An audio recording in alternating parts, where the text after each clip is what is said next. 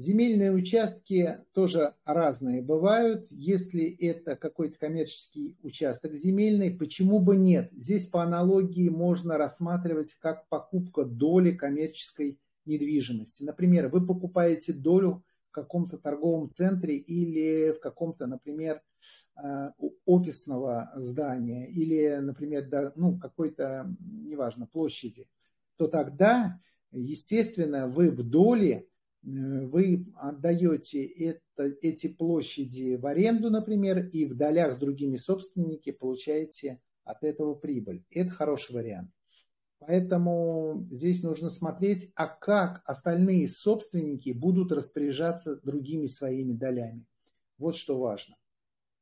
Если они просто без дела платят, например, налоги с этого коммерческого какого-то помещения или земельного участка, ну какой смысл тогда покупать эту долю?